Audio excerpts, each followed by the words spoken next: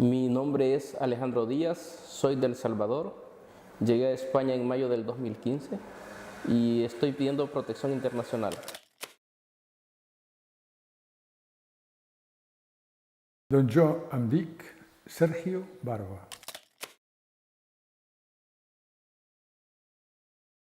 Me llamo Shahad. Shahad significa los panales donde ponen, las panales de acera donde las abejas ponen el miel.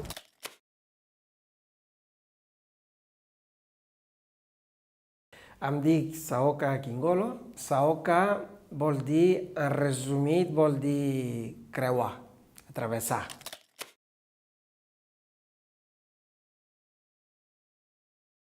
Mi mano amiga, digamos, ha sido Pilar. L'Elisabet Enemens era una mà amiga. Elisa fue mi mano amiga. I aquesta va ser la meva primera mà amiga.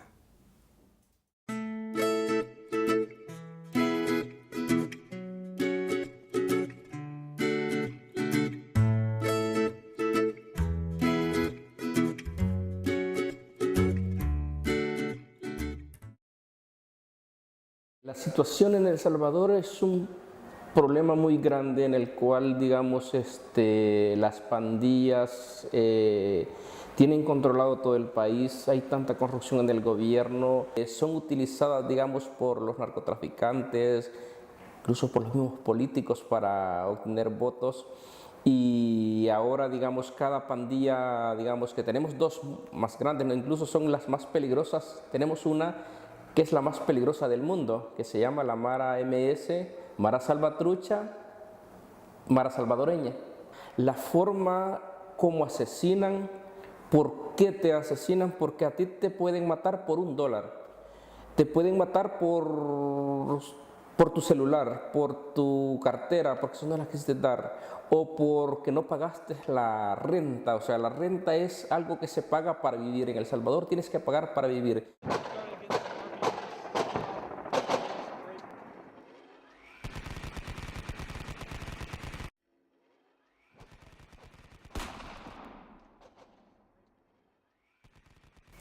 Lo que está pasando en Siria simplemente es como lo que pasó aquí en España.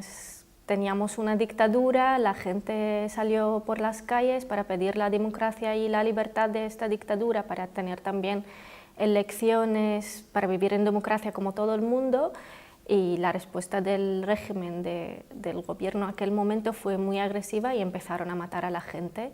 La revolución empezó en el 2011, en el mes de marzo, y luego empezó a desarrollarse a una guerra en 2013, después de que yo salí del país. El régimen del Assad nos trató como si fuéramos animales, o sea, nada de derechos humanos, castigaba a la gente que salía o tenía otra opinión contra él, castigaba a todas las voces que pedían democracia o pedían elecciones legales.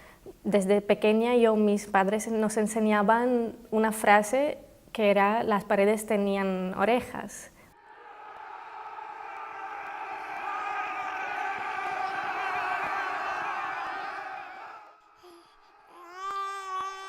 En febrer del 1939, doncs, les tropes franquistes estaven pujant cap a la frontera i ocupant tota Catalunya, i doncs els refugiats es van trobar a la frontera, no?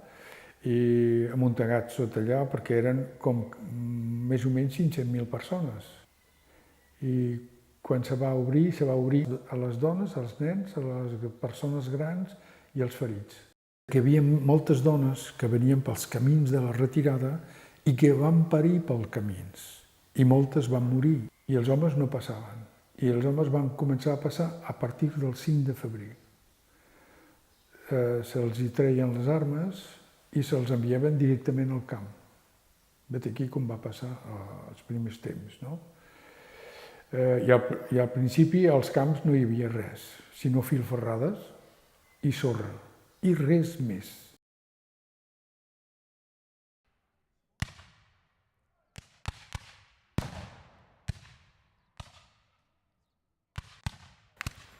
Records més durs de l'exili n'hi ha molts, malauradament, n'hi ha molts.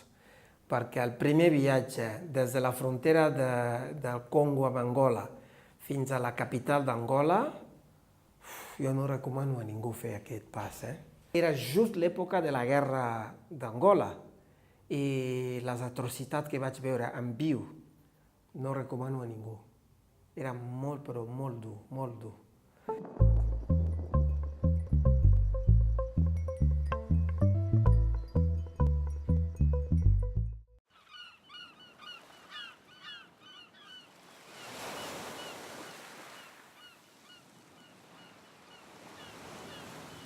Yo trabajaba en un ayuntamiento, digamos, nosotros decimos alcaldías, que es lo mismo.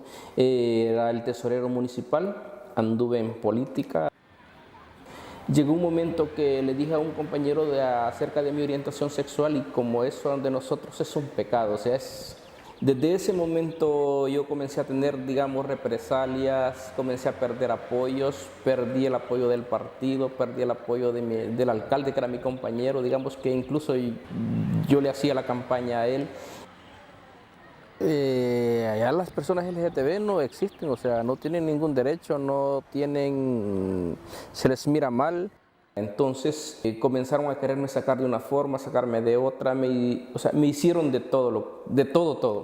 O sea, me mantuve hasta que llegó un momento que me dijeron, bueno, tienes que irte y me lo dijeron a través de un pandillero. O sea, que si no me iban a matar.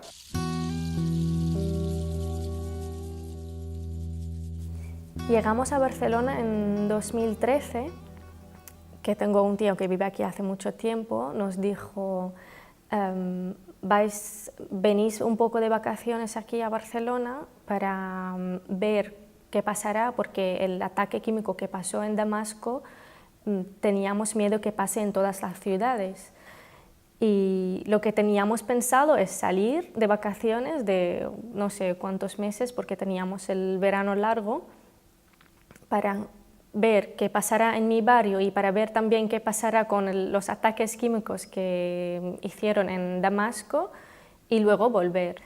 Y a la hora de volver, resulta que no podíamos volver porque el barrio se quedó asediado más, bombardeando el régimen, bombardeando la zona mucho más que antes. La gente la gente civil no podía salir del barrio ni moverse a otros barrios.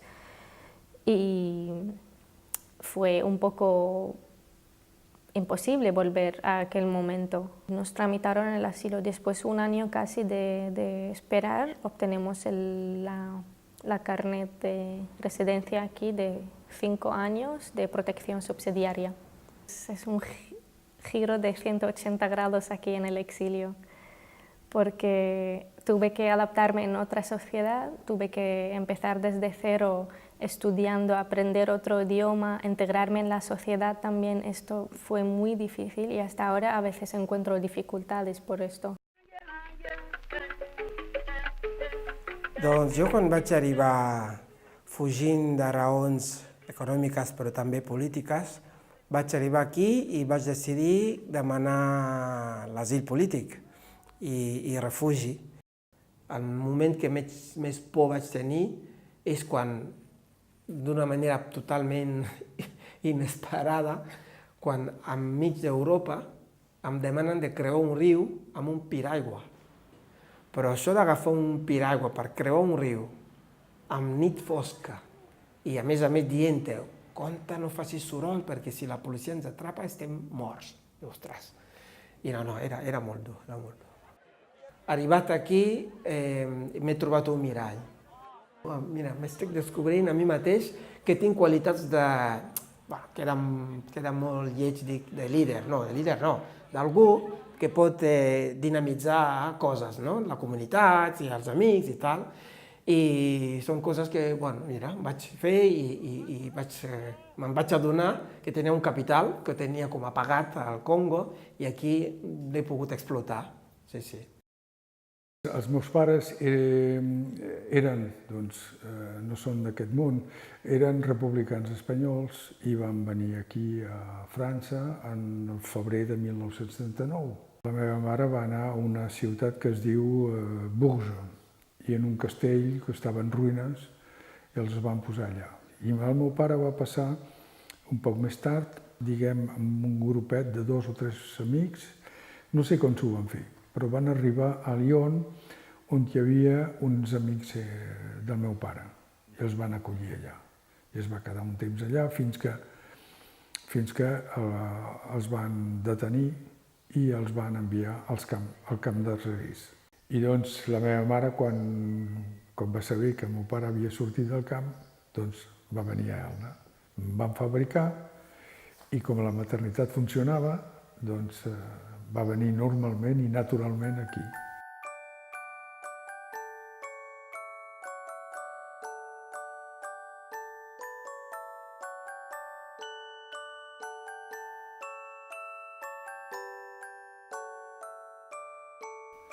I esclar, entre tota la gent, sobretot els refugiats, se sabia que hi havia aquesta maternitat. I l'Elisabet Endemens anava als camps a buscar les dones que estaven embarassades i les treia aquí, les portava aquí perquè donin llum aquí. Van néixer des del 7 de desembre de 1939 fins al 7 d'abril de 1944 van néixer 595 nens i nenes. Doncs per mi és un lloc molt familiar, no? I, esclar, sí, sempre he tingut aquest sentiment de dir jo he nascut aquí, que és un lloc fantàstic, no? Això sí. L'Elisabet Endemens era una mà amiga.